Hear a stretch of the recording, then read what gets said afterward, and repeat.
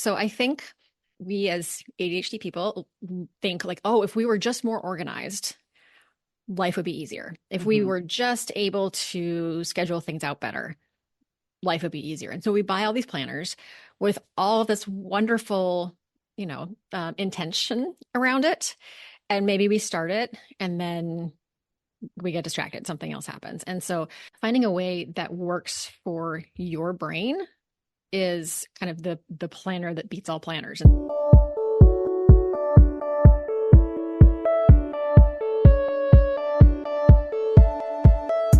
So you want to make an impact. You're thinking about starting a business, sharing your voice.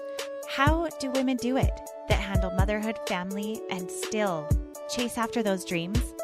Well, listen each week as we dive into the stories of women who know. This is Call Me CEO. Welcome back, everyone, to Call Me CEO. This is your host, Camille Walker. If this is your first time, welcome. If this is not, welcome back. And thank you for supporting women building businesses, and especially the stories of those women building businesses that are changing the waves of the way we are experiencing life. And one wave that is crashing into all of us is ADHD. Whether or not you've been clinically diagnosed with it, you probably have someone in your life who is affected by it. And let's be honest, when we're scrolling through our phones, it feels like all of us have ADHD because our attention span is pulled every which way. And so today we are speaking with Anna Burns, who is the CEO and owner of Anna Burns Wellness, but her focus is helping women entrepreneurs who struggle with ADHD. I have not technically been tested, but I feel like there are so many ways I could reduce distraction. And who knows, maybe I have it. Maybe you're listening right now and thinking, maybe I have it. It's one of those things that has been very much flown through diagnosis after 2020. And there is a reason for that. If you've listened to this podcast for any time at all, I've had ADHD experts on this podcast who said one of the number one reasons why ADHD is being diagnosed more often now is because there wasn't a requirement of meeting a doctor in person to have to get that diagnosis done, where before there was. There are so many more ways for you to access the tests, but also talk to professionals, whether it's through telehealth or other options like that. So this is not a diagnosis episode. You do not have to have ADHD to listen to this episode. We are talking about distraction, how to stay more organized, and how to go beyond the planners and the Post-its. So let's get started with Anna. Thank you so much for being on the podcast today. Thanks so much for having me. I'm really excited to have this conversation. Yeah, I just saw your cat buddy in the background. So Yeah, cute. sorry, I If forgot you're to close the watching and grate. listening to this, you can see this on YouTube as well. If you are more of a play the video and listen kind of person, which sometimes I am, and I love having furry friends in the background. That's great. So Sorry about tell that. us about you, Anna. Tell us where you live, what got you interested in the world of ADHD, and a little bit more about what makes you tick. Yeah, so I'm a mom of a currently 4-year-old boy, and I live just outside of Boston, Mass. My background is actually as a pelvic health physical therapist. That's how I was trained. I practiced for many years, and then 2020 hit, and so I went virtual. And I never, ever in a million years thought that I would own my own business, because I remember I would tell patients, they'd be like, "Oh, you should totally go out on your own." And I'd be like, "Yeah, no, not going to do that. Like I am not a business sense person. Like I can't do that." And then, necessity hit. And so in 2020, I started my virtual then PT business, and gave birth to my son, in May of 2020. It was a Wow. lot going on that year. Yeah. A whole lot going on. I don't recommend it. But I remember at some point I had been meeting with my therapist virtually, for in person and then virtually for years, all throughout my pregnancy, throughout my even delivery. And I remember a couple of years ago just being like, something isn't right. Like, I've been treated for depression. I've been treated for anxiety. I've been on meds. I am working so hard to get through my day that I feel like I should be feeling better by now. And just even like those early days of starting the business and having my son, it was it was just like a slog to kind of get everything in order, to get myself organized, to start things, to finish things. And so I started talking about that, not only to my therapist, but my sister too. And she had been diagnosed late as well after her son was diagnosed. And the more we talked, the more I was like, this is the missing piece. And so it took a while to get an official diagnosis for many reasons. So my official diagnosis didn't come until almost a year ago. But I had been employing all the ADHD strategies, knowing that this was what was going on, but there were lots of barriers to me actually getting testing and medication treatment. So in that time, I went from virtual physical therapist to coaching early on, like maternal coaching. And then once I got my ADHD figured out, it was like, oh my gosh, that is what I want to be preaching to the heavens, is that we are not, those of us with ADHD are not like morally flawed, right? There's nothing wrong with us. There's nothing that we're bad at. We're bad with organization. Are we lazy? Are we just messy? Do we forget things? All those years we spend shaming ourselves. And then once you realize how your brain works, then being able to make really small changes that make huge differences. And so I've been able, not only for myself, but for my clients, make these small changes according to how the ADHD brain works. And it's making life so much easier in my business, in my home, for my clients. So that's the long of the short story. Yeah, gosh, I didn't even know that part of your story, that it was in 2020 that you kind of had that shift. But honestly, I think a lot of us had to re-examine, restructure our lives. A lot of people who were used to going to the 9 to 5 had to figure out schedules at home, and doing at-home business and under your own schedule is a whole new ball of wax. Like, you really have to have your own way of doing things, or else you can't get it done. So I can imagine that would have been a bit of a wake-up call to, wait a minute, this isn't working. I need to shift and figure out what is going on. So I love that you figured that out. Now, taking steps back into that discovery of having ADHD, or guessing that you did, now that you had that diagnosis, what were some of those first steps that you employed in your own life that made a difference and made you feel empowered again? I think, first of all, just the knowledge of how my brain works made me give myself so much more grace, and made me forgive myself for all of the years, and just showed myself so much more compassion. So that in of itself has taken away so much of the negativity of, my day-to-day life. Right. And yes, so being so like, much okay, shame. I feel like it's just like this shame thing where women were already trying to do everything for everyone. And if we can't, we're a failure. And exactly. With children with ADHD, I've learned that your brain operates on a totally different clock system schedule. And it's a superpower if you can understand those differences. And so I love that the education of this is erasing that idea of there's something wrong with me, because there's not. It's just different, and understanding those differences. Exactly. And I think that, letting go of that comparison of myself to other moms, other women, like I might do something differently. I still get it done, but I do it in a way that makes me successful and doesn't burn me out.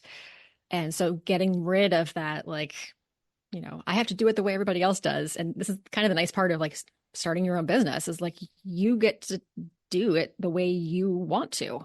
And so kind of for me, like harnessing my energy, like when am I most focused in my day? Mornings. So I usually do all of my, creation, my writing, interviews, that kind of thing first thing in the morning, because that's when I'm really good. And then in my business, once the afternoon hits, I'm going to do less like heavy mental lifting. Right. And so being able to kind of create my hours, create my schedule around that has been really helpful. Even things like saying, okay, I need a system for this also is really helpful. Being like, okay, I have a whiteboard in my dining room, and I brain dump on it, all the things that need to be done, like around the house or, not so much for work right now, and so that way my husband can see it, because I come up with so many things in my brain of things that like we need to do around the house. And if I don't share that with him, there's no chance that any of that's going to get done. Right. Yeah. And so then he can kind of go and pick off something that he can do. And that kind of lightens the load as well. So just little tiny things that are, that make a huge difference.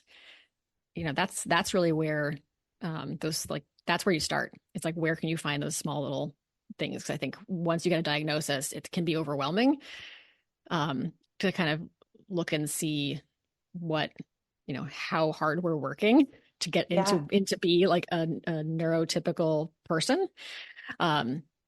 So really accepting and leaning into the ADHD and the ADHD brain, and just being like, wow, brain, you were awesome for all those years of coping and figuring stuff out and problem solving. And now it's my turn to do something good for you. Yeah, it's actually the fact that you said that leads me into my next question of, is it something where you've had medication that has helped you now to navigate, or is it now that you have figured it out with your tips and tricks, you don't need that? I mean, I think that's very individual, but what was that like for you? Yeah, so I didn't start medication or a medication that worked for me until this last February. So it hasn't even been a year yet. It does make a difference for me.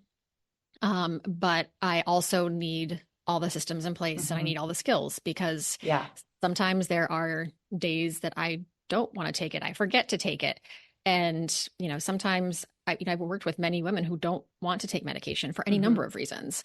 And you still have to have all of those skills and strategies and systems in place, regardless of whether you have the medication. Like, the medication is something that may help with symptoms, but at the same time, like, it's not the only thing that works. Right. It's a tool, but it doesn't necessarily mean it's going to fix all the problems. Exactly. I love that you take the one thing that I really like that you said is taking the mental load and putting it in a public place. I think that this is something that applies to all of us, where, especially as women, sometimes being the captain of the ship, so to speak, we know the running list of things that need to get done, of the kids' activities. We know what homework assignments are coming up for the kids. We know what carpools are happening.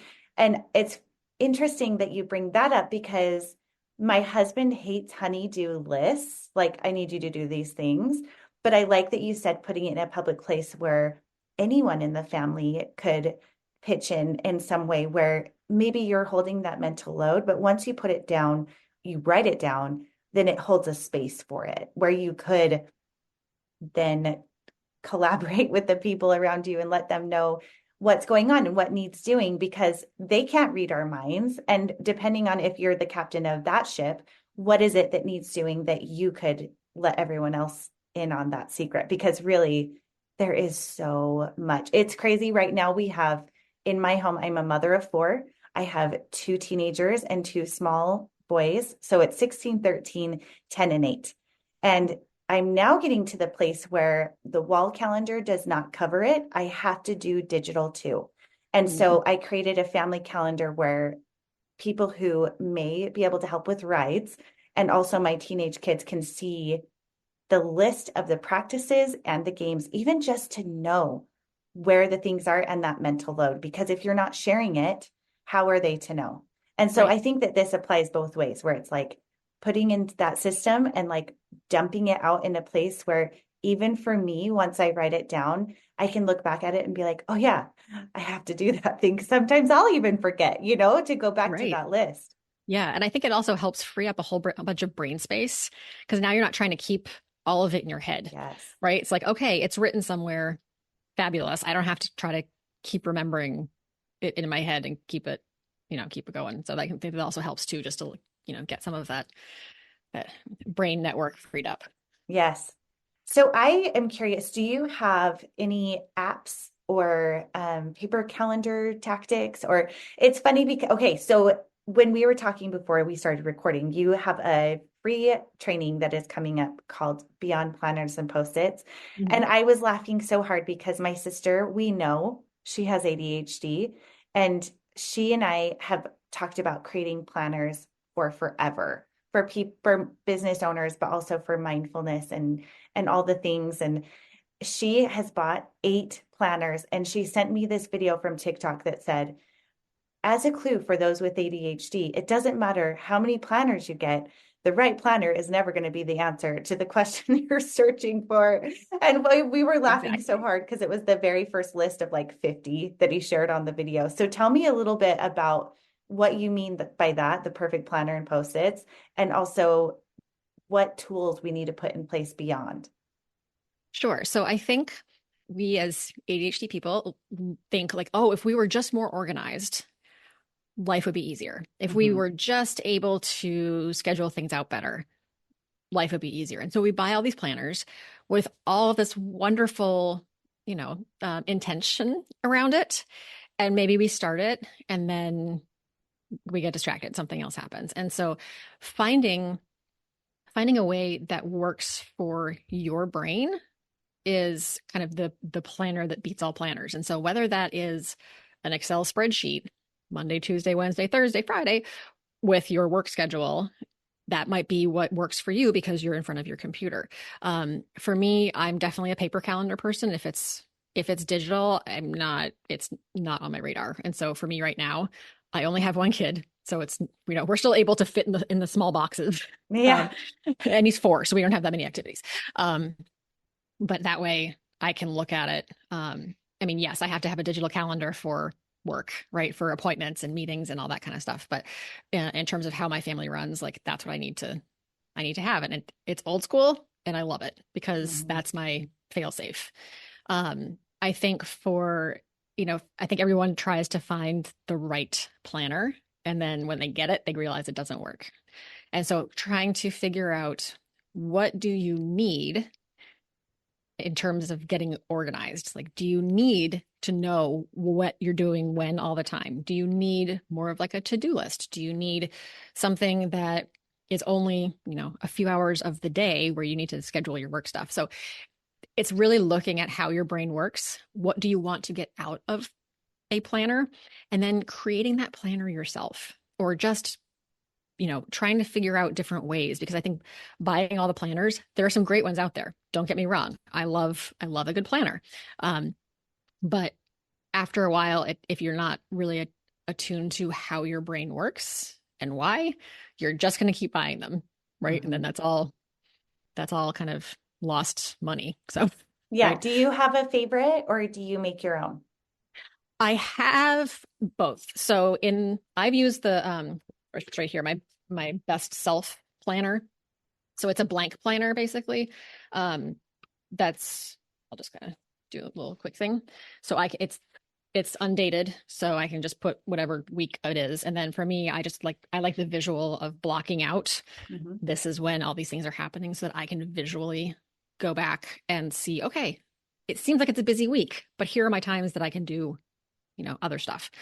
I also like just doing kind of a similar thing on an Excel spread, like a Google sheet, that I just made up because sometimes that's just easier for me to follow because it's always going to be electronically right there with me. Yeah. Kind of more at a glance. Yeah. I could talk planners and systems all day. This is something I coach with too. So I love creating systems and also delegation. One of the things that has really helped me is to have themed work days. So I know what day of the week I'm working on what task, and then also what days I can freely schedule a personal doctor's appointment, something for my kids. For me, it's Mondays or Fridays. And the middle of the week is more of like my quote work days. But what that helps me to do is so that if a friend says, hey, can you get together when are you free? I can immediately say Mondays or Fridays are typically good. But then we can go back and forth and kind of look at it. Now, that is a bonus with, running a business from home and doing your own thing. Right. But there's typically probably a time or two that you have some open space that you can keep available for those times that you want to schedule in. So I think that that's really cool that you have that where you can see it visually, but also kind of have an idea of what will work for you based on your productivity, your availability, the age of your kids. Right. 5 years, 10 years ago, I had napping, sleeping kids middle of the day. I was stuck in the house middle of the day. I couldn't get up and go. That's a very brand new thing for me from the past 20, 15 years. So all of us go through different pockets and changes and seasons, and that's okay. And I think what's really interesting too, especially for my sister, because I talked to her quite a bit about this, and even my own children, is sometimes systems can feel restrictive.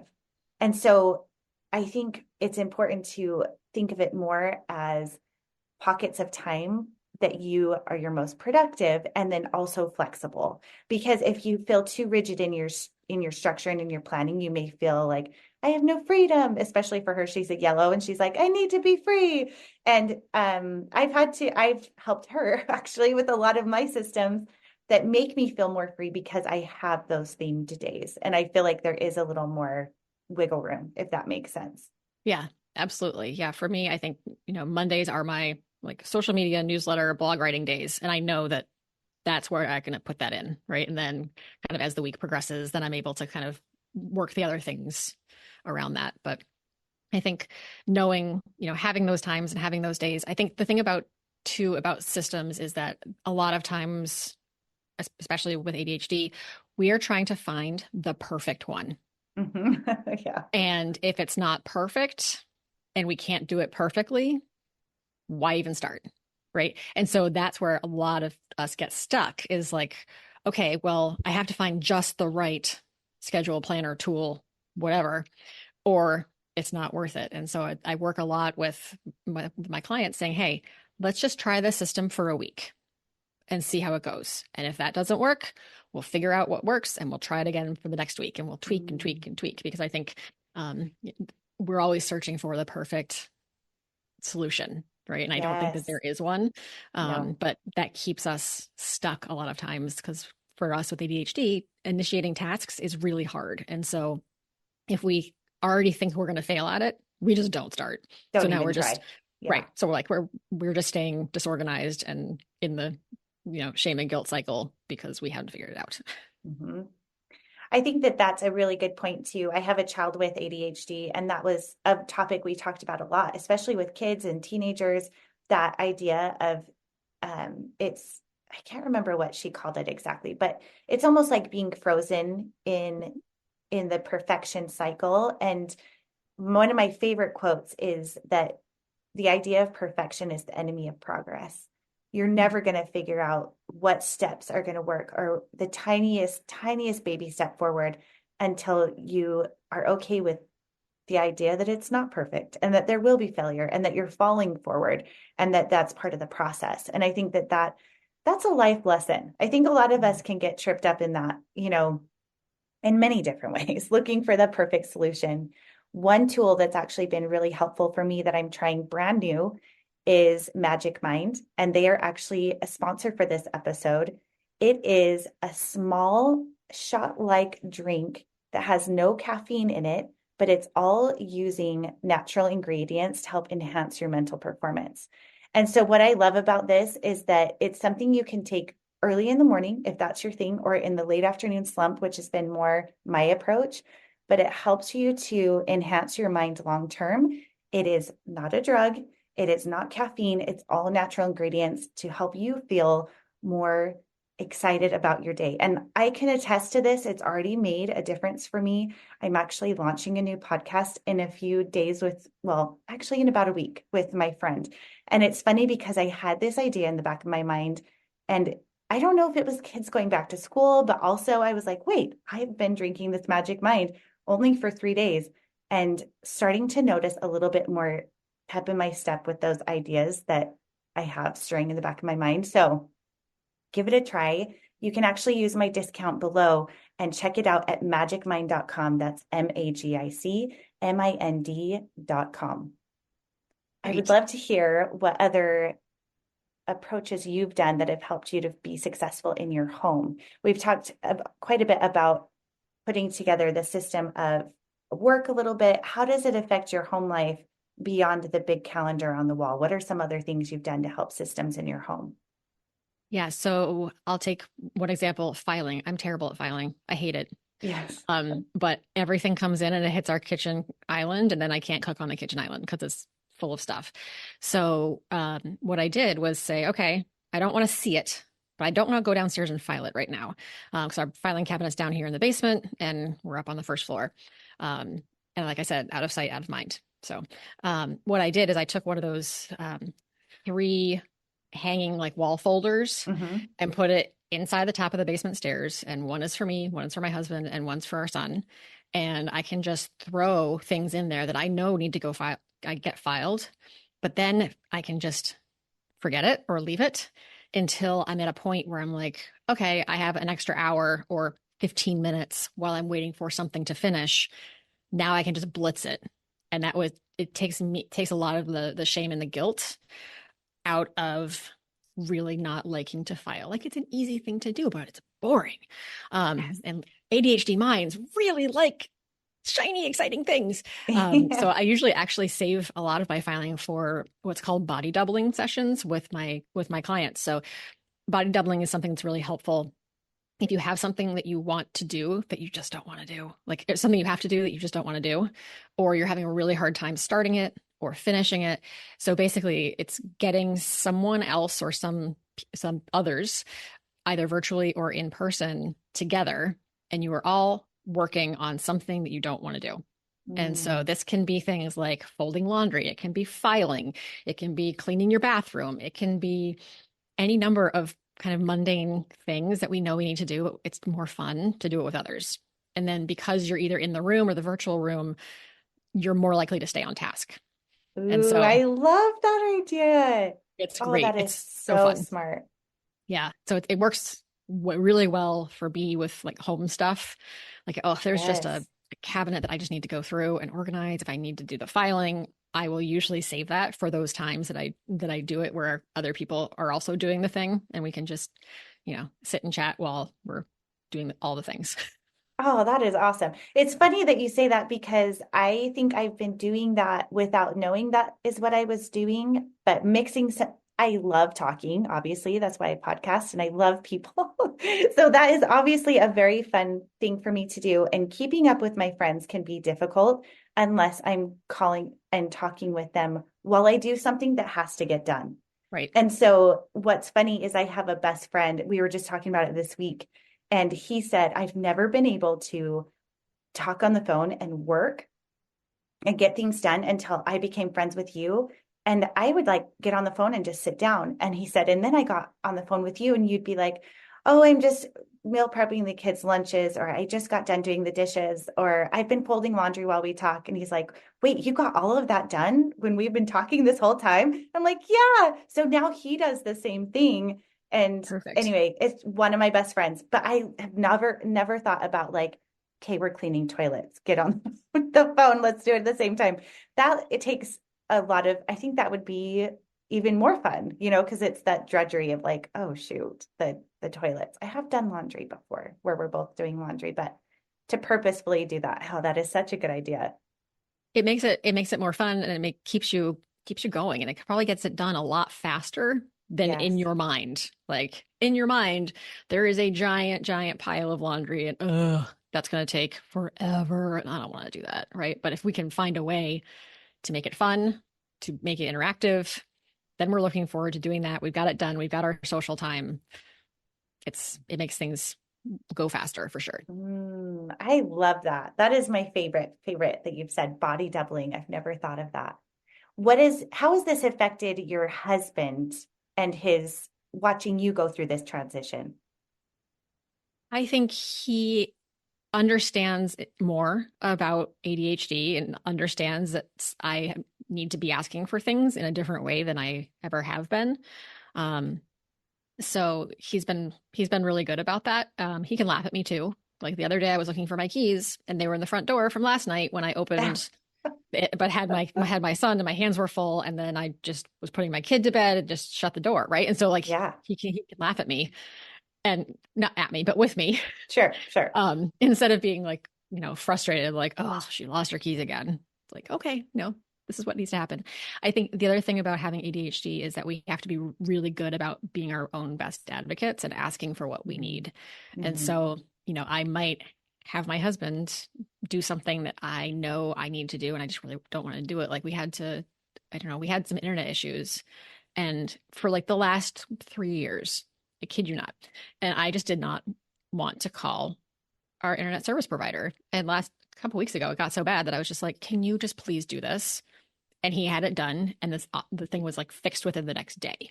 Right. And so asking him to do the things that probably aren't going to bother him and aren't going to be taking him out of something else, like stuff like that can be really helpful. And just being like, I really need help with this, asking for help, delegating, saying, hey, this is the way I need to do things because this is the way my brain works. Yeah.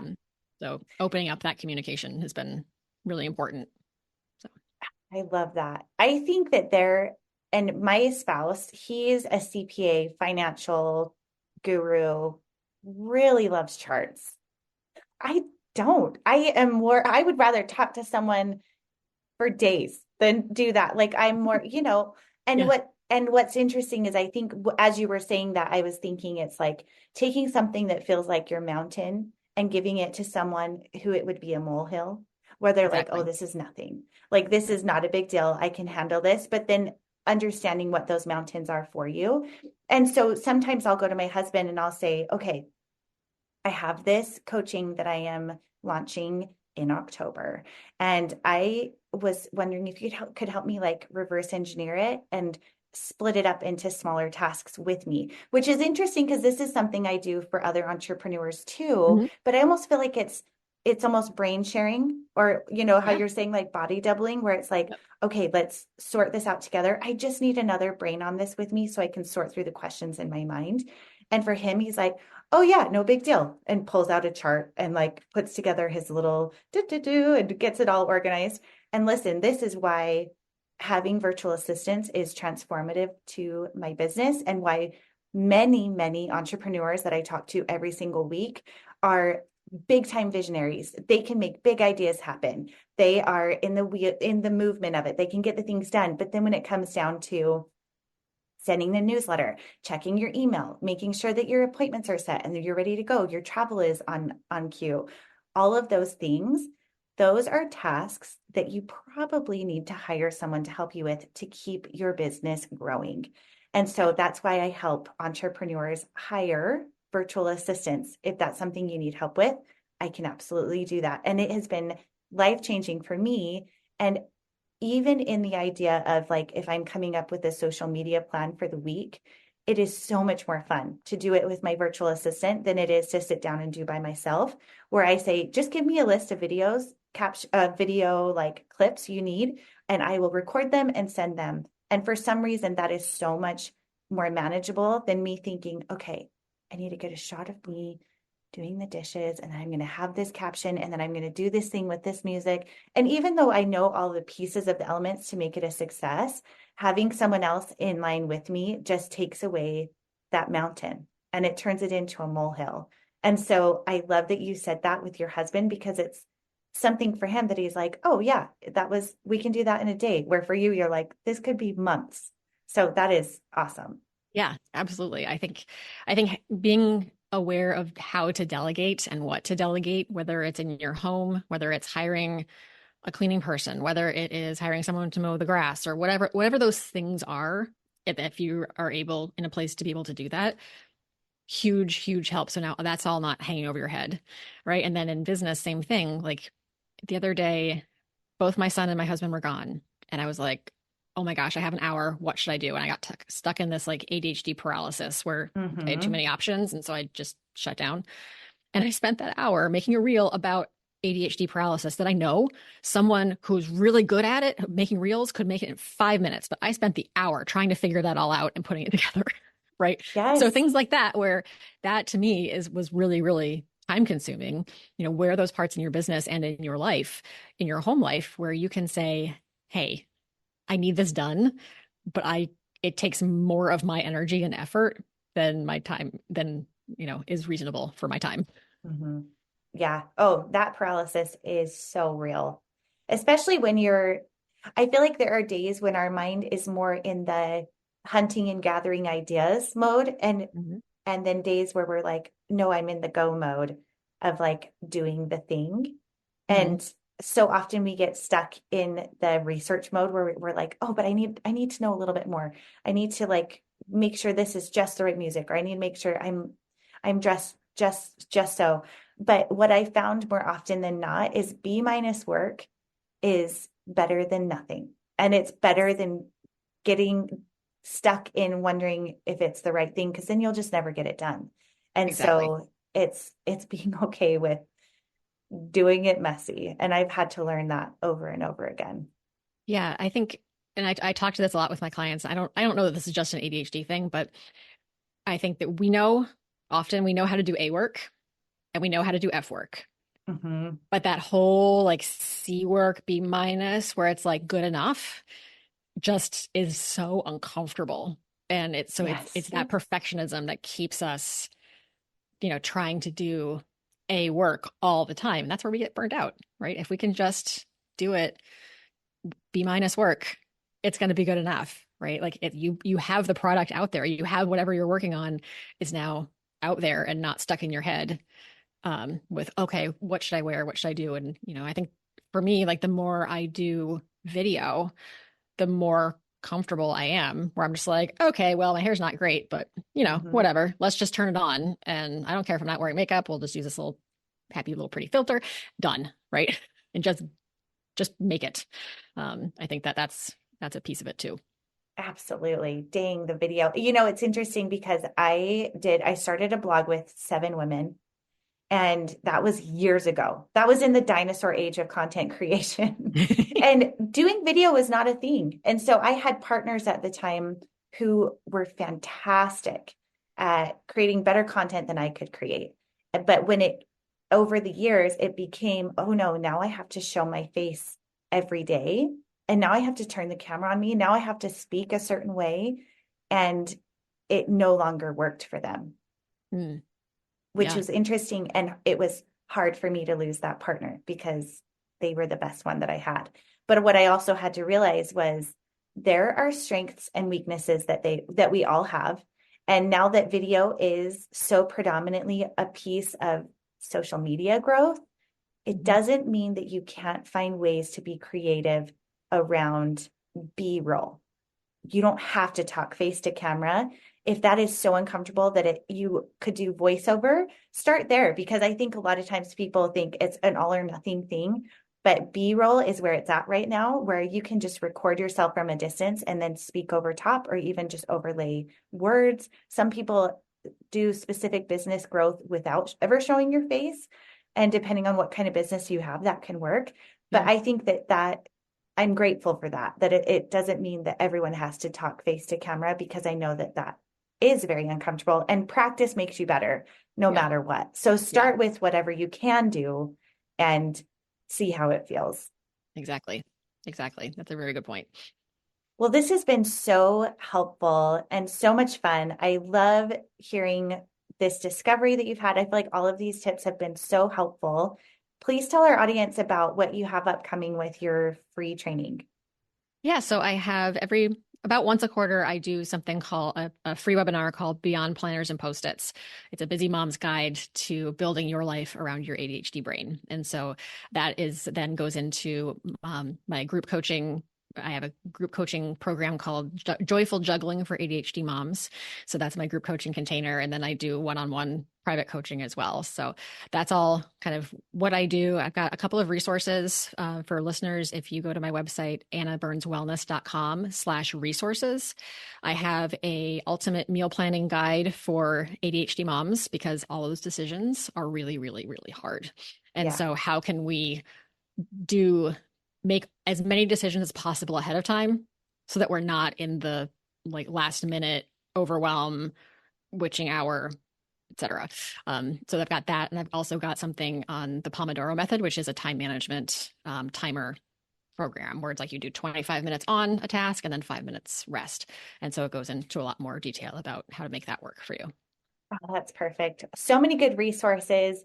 And listen, if you are listening to this episode and heard something that was helpful for you, write it down in your notes, whether it is physical or in your digital notes app. I use my notes app all the time, but it's really important to categorize it.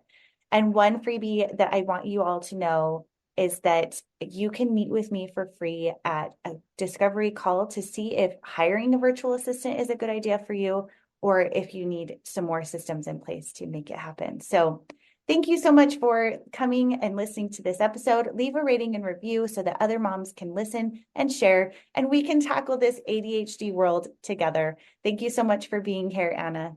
Oh, thank you so much for having me. This has been fun. We'll see you next time. Hey, CEOs, thank you so much for spending your time with me. If you found this episode inspiring or helpful, please let me know in a comment and a 5-star review. You could have the chance of being a featured review on an upcoming episode. Continue the conversation on Instagram at Call Me CEO Podcast. And remember, you are the boss.